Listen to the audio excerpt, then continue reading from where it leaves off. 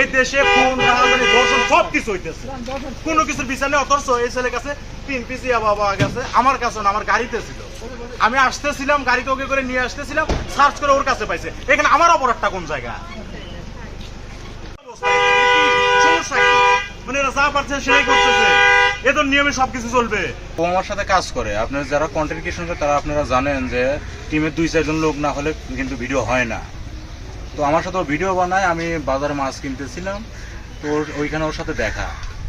তো আমাকে বললো যে ভাই আপনি বাসায় যাবেন নাকি? বললাম হ্যাঁ আমি বাসায় যাব। আমি থাকি, আমার বাসা হলো গ্রামের বাসা হলো নাগরুহাতে, আমি থাকি উল্লাপাড়াতে। আমি নাগরুহাতে ভিডিও বানাবো। তো বললাম যে যেহেতু এখানে আসিস তাহলে আমি নাগরুহাতে যাবো, তাহলে আমার সাথে চল। পরে ওর সাথে কিনে আমার বাসায় গিয়ে, এই উল্লাপাড়া বাসায় গিয়ে বাজারগুলো সব নামাই দিয়ে গাড়ি করে যাইতেছিলাম। ইতিমধ্যে স্যারটার নাম কিছু আমার জানা নেই, স্যারটা এসে আমাদের ঠেকাইলো। ঠেকায় ওকে সার্চ করার পরে আপনার 3 পিস ইয়াবা পাইছি। আর আমার অপরাধ হলো যে আমি আমার গাড়িতে মানে পিছনে বসে আছে, এটা হলো আমার অপরাধ। এইভাবে বসে আছে, ঘন্টা 4 হয়ে গেল, এখনো বসেই আছে। খাই না, অল্প দিন খাই, বেশি দিন ধরে খাই না। তা বলতে পারলাম না, কিন্তু এটা রাতে খালি করে রাতে ঘুম হয় না, মানে তারপরেও এটা না খেলে শরীর একবারে নষ্ট হয়ে যায়, দুর্বল হয়ে যায়। আর ইতিমধ্যে স্যার এসে ধরে ফেলে, ওকে চেক করে ওর কাছ থেকে এই জিনিসটা পাওয়া গেছে।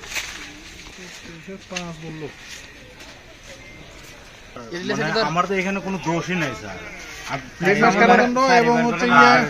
আমার এখানে কোনো দোষই নেই। আমার দোষটা স্যার যে আমার গাড়িতে ছিল, এটাই আমার দোষ। এবং 500 টাকা জরিমানা ওনাদের আরো 3 দিন দিয়ে দিন করি স্যার। ওকে দিয়ে আমি মানে ভিডিও বানাইনি, সেই ক্ষেত্রে আমি যাচ্ছিলাম স্যার। প্রসিকিউশন যেভাবে দিয়েছে বলছেন ওনারা প্রসিকিউশনের বাইরে যে ওই বাসার আব্দুর রহিমের বাসার সামনে থেকে 3 পিস ইয়াবা সহ আমরা এই যে 2 জন আসামিকে ধরছি। ওনার কাছে 3 পিস পাওয়া গেছে, উনি মোটরসাইকেলের নিয়ে আসতেছিল আর কি, বহনকারী।